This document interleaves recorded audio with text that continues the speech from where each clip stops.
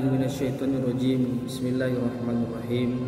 Assalamualaikum warahmatullahi wabarakatuh. Alhamdulillahilladzi anzala sakinatan fi qulubil mu'minin. Asyhadu an la ilaha illallah iyyahu na'budu wa iyyahu nasta'in. Wa asyhadu anna sayyidana wa nabiyyana Muhammadan abduhu wa rasuluh wal mab'uutsu rahmatan lil alamin. Allahumma shalli ala Muhammad wa ala ali Muhammad. Amma ba'd. Jamaah yang dimuliakan Allah Subhanahu wa taala, Bapak Ibu yang dirahmati Allah Subhanahu wa taala. Mari kita bersyukur kepada Allah Subhanahu wa taala atas berbagai nikmat yang Allah berikan kepada kita. Sehingga sampai di hari ini, di Ramadan hari ini, kita masih bisa mengakui dan masih bisa kembali bersujud di hadapan Allah, mengakui bahwa subhana rabbil a'la wa bihamdi, dan masih kita mengakui bahwa falakal hamdu ala ma qadait, semua tetapan dan pujian hanya untuk Allah Subhanahu wa taala. Kemudian mari kita berselawat kepada Rasul Muhammad sallallahu alaihi wasallam. Allahumma shalli wa sallim wa barik alaihi.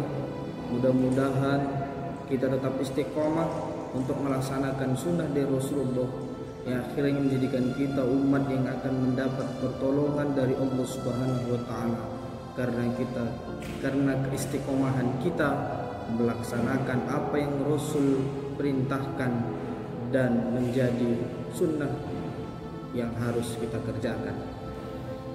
Mudah-mudahan kita semua bisa mendapatkan pertolongan dari Allah Subhanahu wa taala. Amin ya rabbal alamin. Bapak Ibu yang dimuliakan Allah Subhanahu wa taala, hari ini Ramadan tahun ini berbeda dengan Ramadan tahun yang beberapa tahun yang lalu atau tahun semalam. Di ujung Ramadan ini Allah Subhanahu wa taala masih memberikan ujian dan cobaan kepada kita. Banyak sekali ujian dan cobaan yang Allah berikan kepada kita. Tidak berhenti, tidak terputus, malah makin bertambah. Bapak Ibu yang kami muliakan, bahkan disebabkan ujian dan cobaan itu, banyak sekali umat Islam terutama yang mengeluh akan keadaan akhir-akhir ini. Menjelang di akhir Ramadan, banyak sekali umat Islam yang mengeluh akan keadaan kehidupannya. Tidak satu dua orang, banyak orang mengeluh, semua dikeluhkan. Padahal Islam mengajarkan kepada kita semua, la tahzan, innallaha ma'ana. Jangan bersedih, jangan mengeluh, sesungguhnya Allah bersama kita. Bapak Ibu yang kami muliakan, kemudian ketika banyak keluhan-keluhan yang diutarakan oleh umat kita hari ini, Islam datang memberikan ajaran bahwa jangan mengeluh, Allah itu selalu bersama kita. Teruslah meminta kepada Allah Subhanahu wa taala. Beberapa banyak nikmat yang Allah titipkan kepada kita, maka tidak pantas diri kita mengeluh. Dalam sebuah buku, Bapak Ibu yang dimuliakan Allah Subhanahu wa taala, dengan judul Tangannya Telah Berada di Surga, karangan Muhammad Ihsan Zainuddin, di halaman 251, ada sebuah kisah menarik tentang berkeluh kesah. Ada seorang sahabat yang bernama Yusuf Ad-Dahri. Kemudian dia didatangi oleh seorang pemuda dari Basra. Pemuda itu berbicara kepada sahabat Rasul, wahai Tuan, aku adalah orang yang hidup penuh dengan kesengsaraan, hidupku susah, hidupku sangat-sangat menderita. Aku adalah orang yang termiskin, aku adalah orang yang tidak memiliki apa-apa, aku adalah orang yang paling miskin di kampung ini. Kemudian dengan arif dan bijaksana Yusuf Ad-Dahri berkata, "Wahai saudaraku, bolehkah aku bertanya kepadamu?" "Silakan wahai Tuan." "Kau tadi berbicara kepadaku bahwa engkau adalah orang yang paling susah, engkau tidak punya apa-apa, engkau adalah orang yang termiskin dan paling miskin di kampung kita ini. Kemudian, andai kata kalau matamu ku beli dengan 1000 dinar, apakah kau mau?" Lantas sang pemuda berkata, "Wahai Tuan, tidak akan mungkin.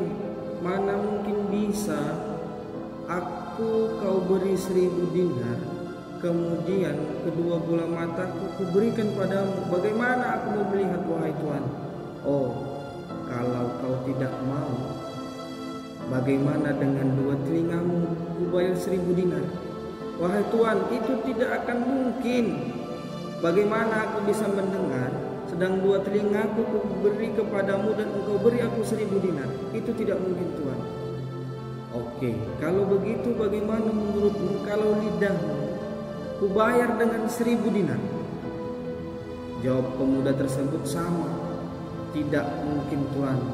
Tidak akan pernah aku mau memberikan lidahku dengan 1000 dinar uang darimu."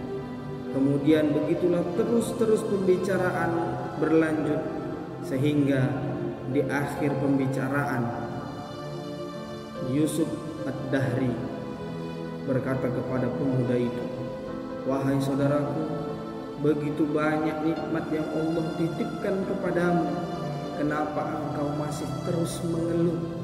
Berapa banyak nikmat yang melekat pada tubuhmu yang akan aku bayar dengan 1000 dinar, tapi kau tak mau.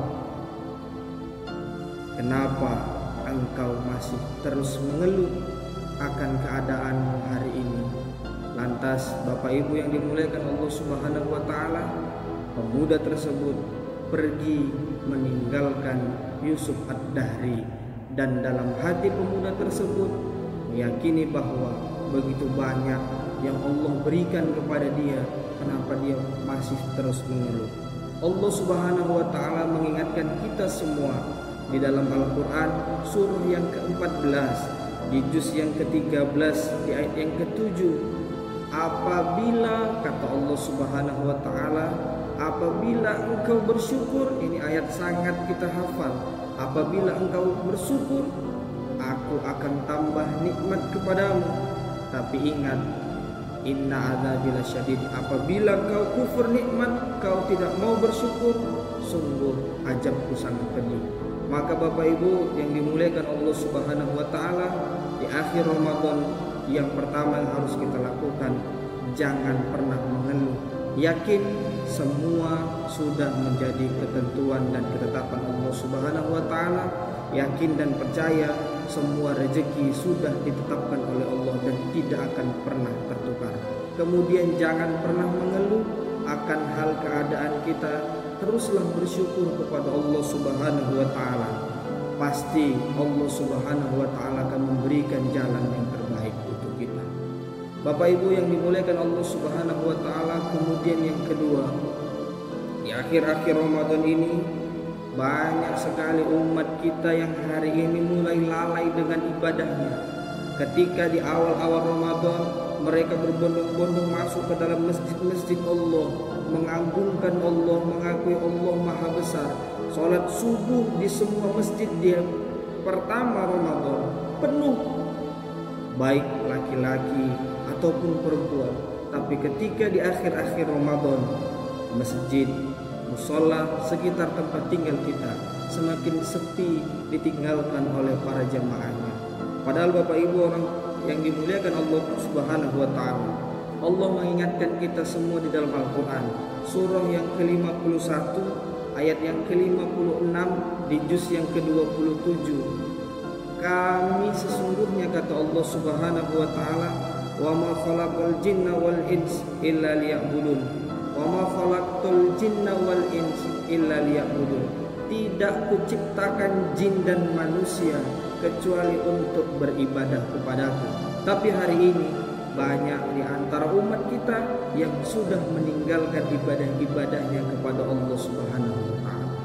Bapak Ibu yang dimuliakan Allah Subhanahu wa taala, ketika kita melakukan ibadah, ketika kita diperintahkan oleh Allah Subhanahu wa taala melakukan ibadah-ibadah dari satu ibadah ke ibadah yang lain, Allah memberikan tujuan kepada kita. Allah memberikan manfaat yang begitu luar biasa kepada kita. Salah satu di antaranya adalah ketika kita melakukan ibadah, ketika kita mendekatkan diri kita kepada Allah melalui ibadah yang kita kerjakan, Allah akan menghapus dosa-dosa yang telah kita kerjakan. Bapak Ibu yang dimuliakan Allah Subhanahu wa taala, kita ambil contoh ketika kita mau melakukan ibadah sholat misalnya. Dari sholat subuh, sholat zuhur, kemudian asar, kemudian maghrib, kemudian isya. 5 waktu dalam sehari semalam kita kerjakan. Subuh ke zuhur kurang lebih waktunya 7 jam. Zuhur ke asar kurang lebih waktunya 4 jam. Asar ke maghrib kurang lebih waktunya 2,5 jam. Maghrib ke isya kurang lebih waktunya 1 jam. Isya kembali lagi ke subuh kurang lebih waktunya 10,5 jam. Ketika kita selesai melaksanakan ibadah sholat subuh, kemudian kita melakukan kegiatan-kegiatan aktivitas biasa yang kita lakukan di kehidupan bermasyarakat kita, ada dosa yang kita kerjakan selama 7 jam, ada kesalahan yang kita lakukan selama 7 jam itu, maka ketika kita kembali sujud kepada Allah Subhanahu wa taala, dosa-dosa yang kita kerjakan akan diampunkan oleh Allah Subhanahu wa taala. Begitu juga dari waktu zuhur ke waktu asar, 4 jam kurang lebih waktunya, ada dosa yang kita kerjakan dari kurun waktu 4 jam ini, kembali kita mengakui Subhana Rabbil A'la wa bihamdi, kita akui dan kita puji Allah, kemudian kita memohon ampun kepada Allah, dosa kita akan diampunkan oleh Allah. Begitu juga dengan sholat maghrib, dengan isya ke subuh, asar ke maghrib, banyak dosa mungkin yang kita kerjakan dari kurun waktu tersebut, dari beberapa jam antara waktu sholat ke waktu sholat yang lain. Kita mengakui kembali Allah lah maha segala-galanya, dan kita sujud, lalu Allah Subhanahu wa taala memuji kita di hadapan para malaikat-malaikatnya. Yakin dan percayalah, dosa-dosa kita akan diampunkan oleh Allah Subhanahu wa taala. Tapi kebanyakan hari ini Bapak Ibu orang tua kami yang dimuliakan Allah Subhanahu wa taala, banyak umat kita yang ketika di akhir Ramadan mau memasuki bulan Syawal, mereka meninggalkan aktivitas ibadahnya, melalaikan Allah Subhanahu wa taala, masjid mulai dikosongkan. Karena begitulah sejatinya sifat mereka, butuh Allah ketika ada saatnya, tidak butuh Allah ketika rezeki dan semua yang diharapkannya telah tercapai. Bapak Ibu orang tua kami yang dimuliakan Allah Subhanahu wa taala, yang kedua tadi adalah ibadah yang kita kerjakan akan mengampunkan dosa-dosa kita, akan memberikan filter saringan kepada kita ketika ada dosa yang kita kerjakan. Ketika nanti di hari perhitungan amal, dihitung amal kita, lebih banyak amal daripada dosa yang telah kita kerjakan.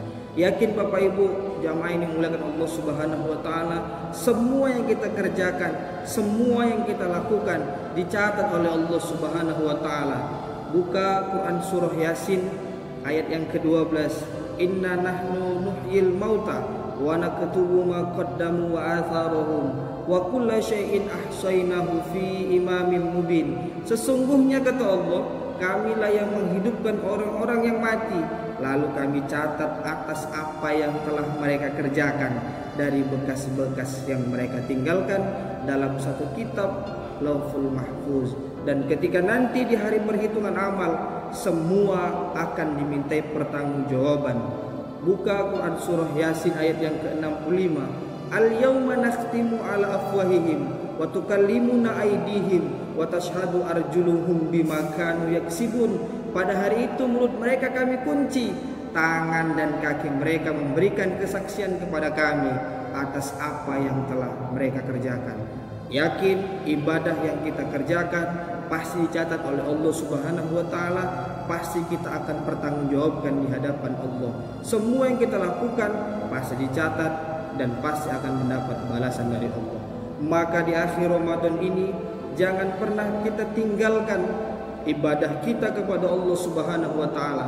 Dalam sebuah bukunya Imam Al-Ghazali pernah melakukan penelitian, tapi ini tidak bisa dijadikan sebagai landasan acuan.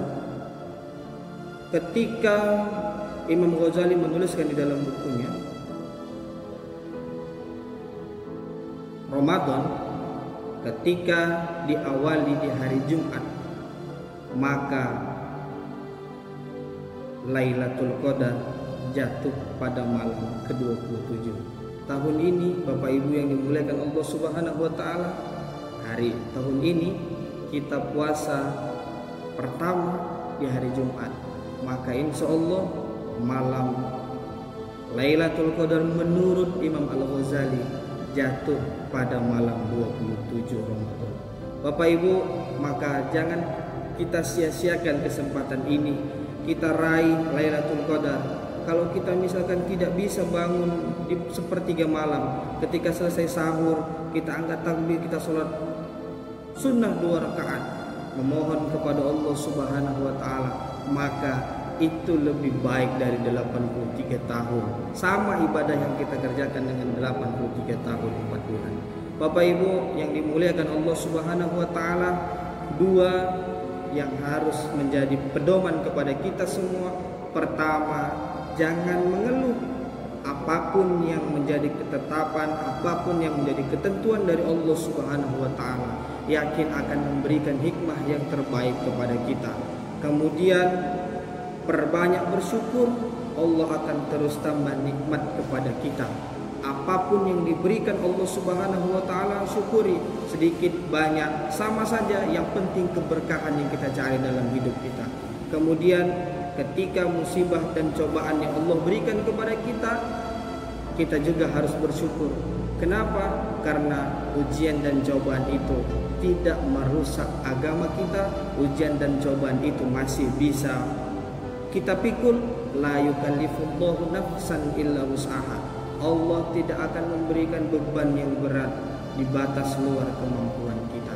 Kemudian yang kedua, di akhir Ramadan ini menjelang 1 Syawal, kita tingkatkan ibadah kita kepada Allah Subhanahu wa taala. Semua yang kita kerjakan, semua yang kita lakukan baik ataupun buruk dicatat oleh Allah Subhanahu wa taala dan akan kita dimintai pertanggungjawaban di hadapan Allah. Jangan sampai ketika kita nanti balik ke asal kita, ketika kita akan ditimbang, lebih banyak dosa, lebih banyak kesalahan, dan lebih berat kesalahan dan dosa tersebut dibanding dengan ibadah yang kita kerjakan. Bapak Ibu yang dimuliakan Allah Subhanahu wa taala, terima kasih atas segala perhatiannya.